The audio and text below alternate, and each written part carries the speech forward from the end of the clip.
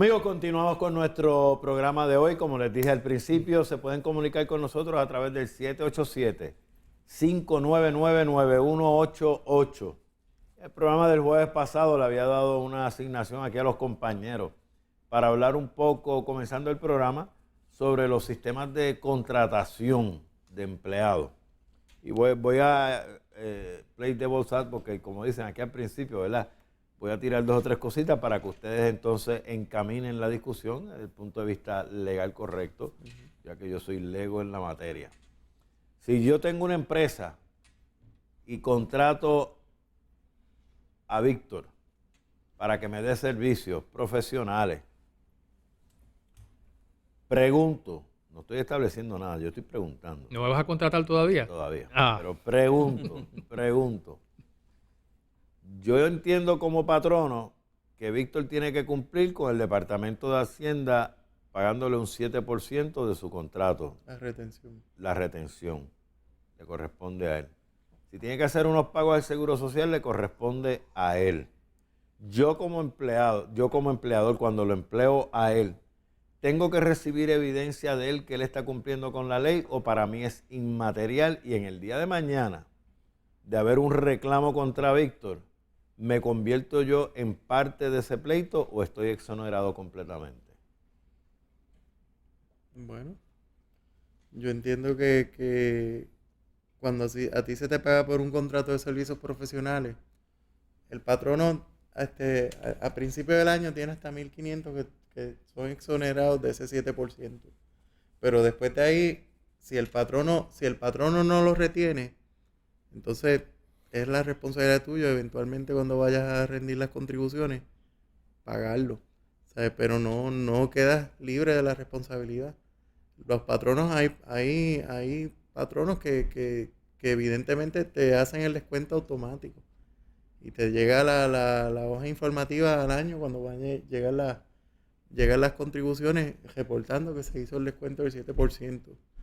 Pero es una responsabilidad de uno. Si no todos los que tuvieron, uno tiene que pagarlo eventualmente.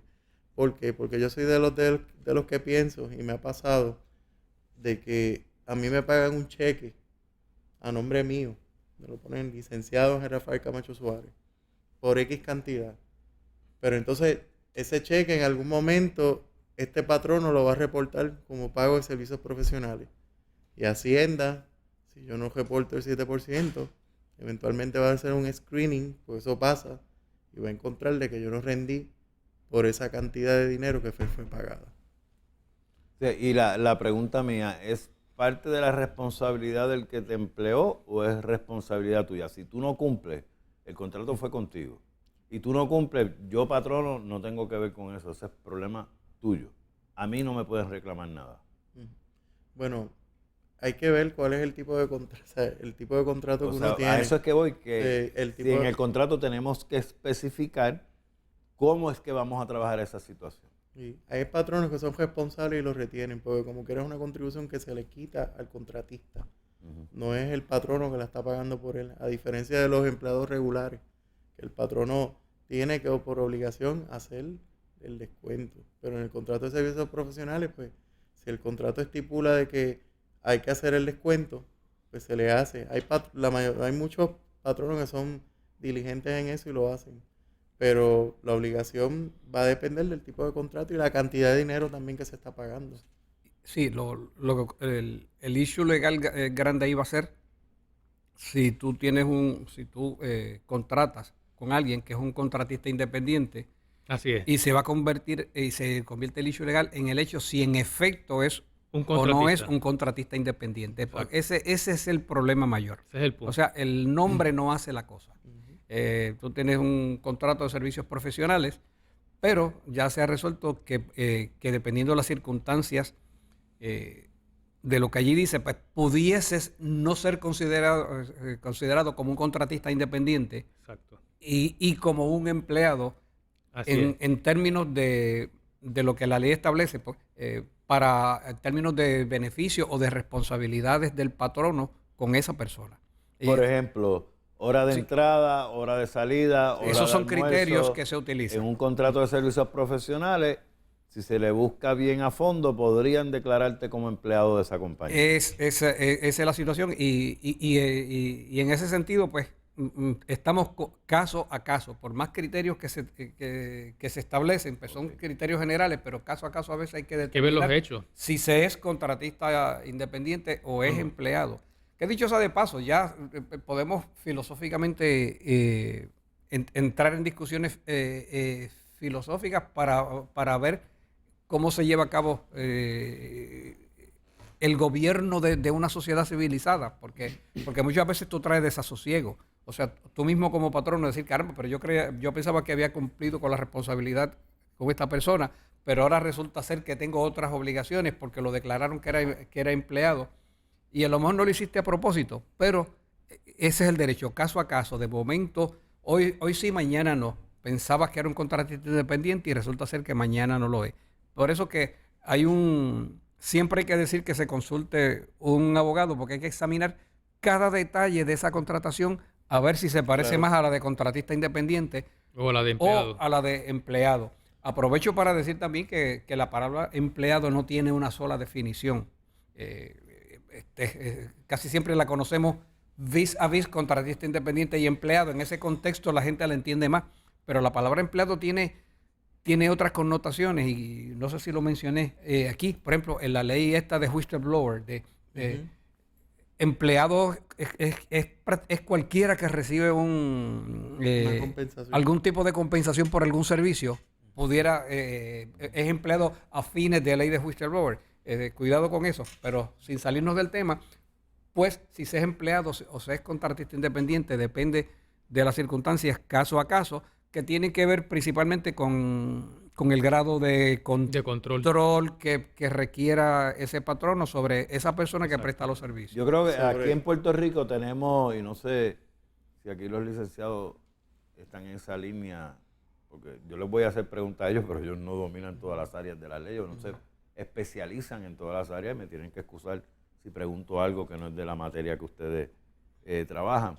Pero aquí hay decretos del Departamento del Trabajo que aplican a unos sectores del trabajo en Puerto Rico. Por ejemplo, los empleados de los fast food. Voy a usar ese ejemplo, que tú ves que tienen siempre este pugilato de que no puedo pasar de 36 o 37 horas, algo así, porque me convierto en empleado regular. Entonces los mantienen en estos turnos de que ven de 8 a 12, vete para tu casa y vuelve a las 6. Y siempre ahí contándole el tiempo, que no se pasen de ahí, porque entonces entran a una posible consideración de empleado regular en la que vienen entonces unos beneficios, unos derechos y unas obligaciones de ambas partes. Esos decretos rigen bastante de las contrataciones en Puerto Rico, de los sectores profesionales. Así es. De hecho, el Departamento del Trabajo tiene una guía que te dicen, o sea, ellos evalúan cuando vas por ejemplo, en una querella de normas y salarios. Tú vas allí, ellos evalúan las condiciones y trayendo lo que dijo el compañero Carlos Pérez, hay una línea bien fina entre ser empleado regular y ser contratista independiente. Y el problema, y esto lo traigo a colación porque ha sido el problema de los patronos, donde tienen unos empleados que los contratan por servicios profesionales, pero en realidad se convierten en empleados regulares por las condiciones de empleo. ¿Por qué? Porque le imponen horarios, porque, por ejemplo, en los casos de los vendedores, que es lo más común que tú ves, tienen unos pagos de cada allowance y ellos piensan que pagándole cada allowance tienen que ser contratista independiente y no necesariamente. Pero, por ejemplo, cuando tú los obligas a ir a la oficina a rendir informes, o sea, hay muchas consideraciones que se tienen que ver dependiendo del tipo de contrato que es de servicios profesionales. Pero casi siempre normas y salarios, cuando evalúa la querella, ellos se sientan a ver las condiciones con esas guías.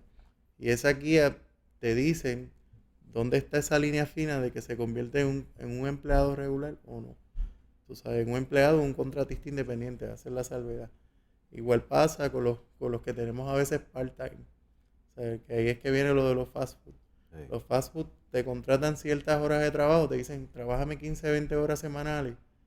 Pero entonces después empiezan a extenderle los tiempos y a veces sobrepasan las horas. Que ellos le pagan como un tipo overtime, lo pagan. Pero entonces cuando el empleado va con la querella, y se queja. Entonces ahí es que está el problema, porque entonces eres empleado regular o no eres cuando los despiden.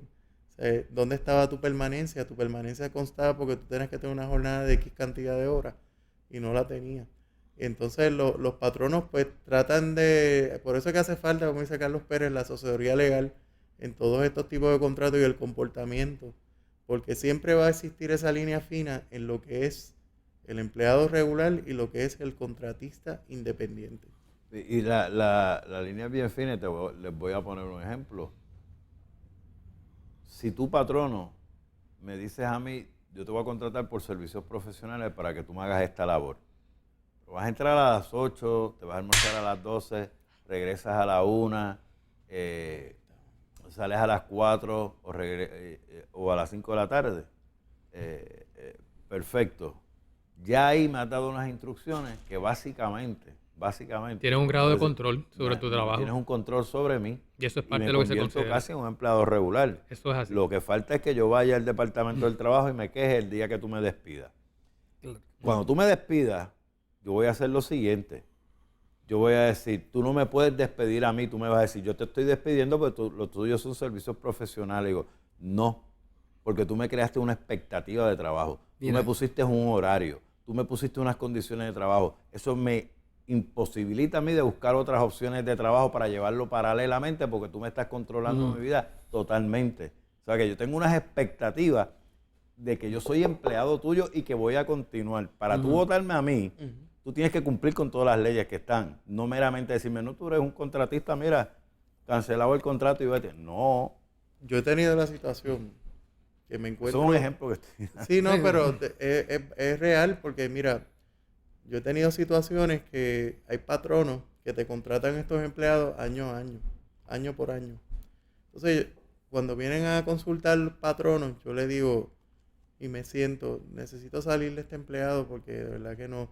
Yo le pregunto, ¿y las evaluaciones? ¿Dónde están? No están. No están las evaluaciones. Entonces, pasaron 3 años renovándole el contrato. Pasaron 3 años no diciendo nada, pero al final no es un buen empleado, ¿verdad? Pero entonces ahí viene el problema, que yo paso el juicio sobre si es buen empleado o no, pero no puedo tener un criterio No tienes evidencia. de evaluación. Por eso es que yo siempre digo, yo vengo del área de recursos humanos y yo creo en las evaluaciones.